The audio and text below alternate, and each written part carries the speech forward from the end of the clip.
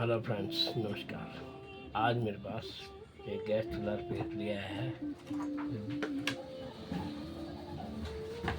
बहुत बुरी कंडीशन में है। देखिए कंडीशन इसकी। इस गीत के साथ संगीत का ये कार्यक्रम समाप्त होता है। ये आकाशवाणी और आप सुन रहे हैं विद्युत भारती का चंडीगढ़ केंद्र FM 107.2। चलो अब करते हैं इसके रिपेयर।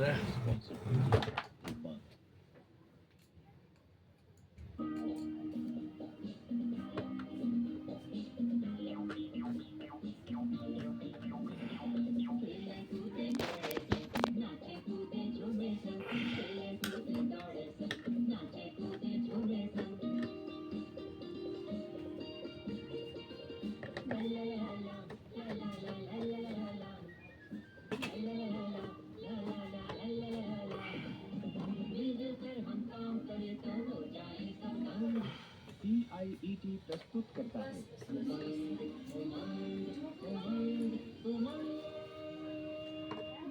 आप सभी श्रोताओं को आपके साथी अजीत का नमस्कार, जोहार, जय हिंद।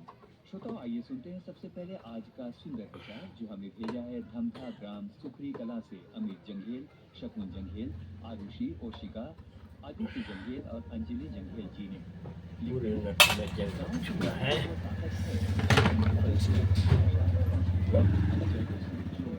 ज़्यादा कंडीशन खराब है।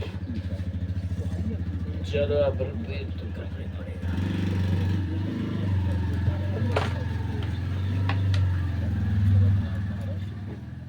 संदीप कोल्हे, गांव गणेश धाम, परसुरी पोस्ट, खेरखा बाजार, जिला बालोद, छत्तीसगढ़ से जितेंद्र दास मानिकपुरी, मीरा दास, जय दास, देवेश दास, धनवंती बाई और मोतिन बाई मानिकपुरी, और तहसील ठीरक, जिला शिमला, हिमाचल प्रदेश से सूरज चौहान।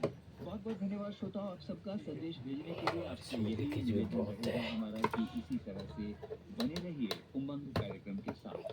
स्वागत है और आइए अब चलते हैं हमारी आपकी सबकी जानी पहचानी श्रृंखला ये भी जानिए कि अगली कड़ी में। श्रोताओं, पिछले सप्ताह हमने चर्चा की थी भारत की विभिन्न झीलों के बारे में, याद है ना? हमने बात की थी मणिपुर की अनोखी झील रोहतक, हिमालय की सुरम्य वादियों में बहती मानसरोवर झील, ओडिशा की चिल्का झील और कश्मीर की डल झील। आशा है आपको जरूर पसंद आई होगी। तो आइए अब चलते हैं आज की चर्चा में। श्रोताओं, इस सप्ताह उमंग कार्यक्रम के माध्यम से हम आपको ले चलेंगे भारत के विचित्र, रहस्यमयी और अनूठी गुफाओं में। सचमुच बड़ा ज्ञानवर्धक और मनोरंजक होगा उनके बारे में जानना, है ना? लेकिन पहले आपको ये तो बता दें कि हम गुफा को भौगोलिक रूप से परिभाषित कैसे करेंगे। तो आइए सुनते हैं इसकी परिभाषा। श्रोताओ, आम बोलचाल की भाषा में हम झील, पर्वत, लगून, मानसून जैसे शब्दों को तो कह देते हैं, लेकिन सही मायनों में उसकी परिभाषा वैज्ञानिक रूप से नहीं जानते। श्रोताओ, गुफा पृथ्वी की सतह के नीचे या अंदर प्राकृतिक रूप से बनी हुई खोखली जगह को कहते हैं। अगर आप पूछे कि इसे सरल शब्दों में कैसे कहें, तो आपको बता दूं कि धरती या पर्वत या समुद्र के भीतर प्राकृतिक रूप से बनी खोखली जगह को गुफा कहते हैं। हाँ, ये कभी कभी मानव निर्मित भी हो सकती है। तो आइए अब आते हैं आज के विषय पर। आज हम चर्चा करेंगे भारत की एक अद्भुत गुफा की, जिसे हम भीमबेटका गुफा के नाम से जानते हैं। श्रोताओ, इस नाम के पीछे एक बड़ी दिलचस्प पौराणिक कथा है। ऐसा कहते हैं कि यह नाम महाभारत के भीम से जुड़ा है। ऐसी मान्यता है कि भीम इस स्थान पर रुके थे। भीमबेटका यानी भीम के बैठने की जगह। इस गुफा को भीम की आश्रय स्थली भी कहा जाता है। सचमुच ये बड़ी रोचक बात है। इस गुफा को भीम की आश्रय स्थली भी कहा जाता है। तो आइए श्रोताओ, अब जानते हैं कि भीमबेटका की गुफा है कहाँ। तो आपको बता दें, ये जगह मध्य प्रदेश राज्य के रायसेन जिले में है, जो राजधानी भोपाल से लगभग 50 किलोमीटर की दूरी पर है। ये विंध्याचल पर्वत श्रृंखला में पड़ती है। ये अत्यंत प्राचीन गुफाएं हैं। लेकिन अब एक और प्रश्न मेरे मन में आता है, आपके मन में भी आ रहा होगा, और वो प्रश्न ये है कि भीमबेटका की गुफाओं का पता कैसे चला। तो श्रोताओ, इसके पीछे बड़ा मनोरंजक किस्सा है। वहाँ के स्थानीय लोग तो इन गुफाओं के बारे में जानते थे, लेकिन इसका पता विश्व को तब चला जब डॉक्टर विष्णु वाकणकर ने इसके बारे में प्रामाणिक ढंग से जानकारी दी। तो आइए जानते हैं कैसे पता चला डॉक्टर विष्णु वाकणकर जी को। तो आपको बता दें कि डॉक्टर विष्णु वाकणकर जाने माने पुरातत्वविद रहे हैं। वर्ष था 1956। एक बार वे ट्रेन से भोपाल से इटारसी जा रहे थे। ट्रेन विंध्य पर्वतमाला से होकर जा रही थी। तो यदि अब प्रतियोगी परीक्षाओं की तैयारी कर रहे हैं तो डॉक्टर विष्णु वाकणकर को जरूर याद रखिएगा। ये प्रश्न अक्सर पूछा जाता है। जी, तो मैं आपको बता रहा था कि वो ट्रेन से भोपाल से इटारसी जा रहे थे। तो ऐसा हुआ कि उन्होंने ट्रेन की खिड़की से कुछ ऐसी चट्टानों और पहाड़ियों को देखा जो बड़ी कलात्मक लगी। वे दूसरी चट्टानों से भिन्न थी। वे उन्हें अपनी फ्रांस और स्पेन की यात्रा के दौरान देखी गई प्रागैतिहासिक शैल चित्रों वाली चट्टानों जैसी लगी। तो फिर क्या था, वे उतर गए अगले स्टेशन पर और उस स्थान पर पहुंचे। बाद में उन्होंने बताया कि पहली गुफा में घुसते ही वे आश्चर्यचकित रह गए जब उन्होंने वहां बहुत सारे शैल चित्र यानी पत्थरों पर बने चित्र देख लिए, जिन्हें हम रॉक पेंटिंग्स कहते हैं।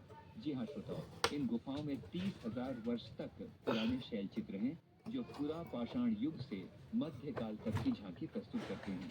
इस महत्वपूर्ण कार्य के लिए डॉक्टर विष्णु वाकणकर को सन 1975 में पद्मश्री पुरस्कार से सम्मानित किया गया और वर्ष 2003 जुलाई में यूनेस्को ने भीमबेटका की गुफाओं को विश्व धरोहर घोषित किया।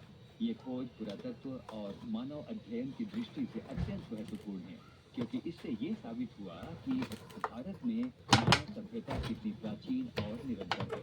आइए श्रोताओ, आप जानते हैं कि इन गुफाओं में क्या ऐसी बात है जो इसे खास बनाती है। सबसे बड़ी बात यह है कि ये भारत का सबसे पुराना ज्ञात मानव आवास है, जिसमें 600 से भी अधिक शैलाशय या रॉक शेल्टर्स हैं। ये प्रकृति द्वारा बने आवास हैं। इन गुफाओं में शिकार, सामूहिक नृत्य, युद्ध, पशु पक्षी और प्रारंभिक मानव की रोजमर्रा की जिंदगी के चित्र हैं। श्रोताओं, इन चित्रों में गेरुआ, लाल, सफेद, पीले और हरे रंगों का इस्तेमाल हुआ है। ये रंग वनस्पति से बने हैं, इसलिए हजारों वर्षों बाद भी ये टिके हुए हैं। अगस्त 1990 में भारत सरकार द्वारा इसे राष्ट्रीय महत्व का स्थान घोषित किया गया। ये वो जगह है श्रोताओं जहाँ संभवतः आदि मानव ने पहली बार पत्थरों की दीवारों को कैनवस बनाया। हम भीमबेटका की गुफाओं को भारत के इतिहास की पहली चित्र गैलरी भी कह सकते हैं।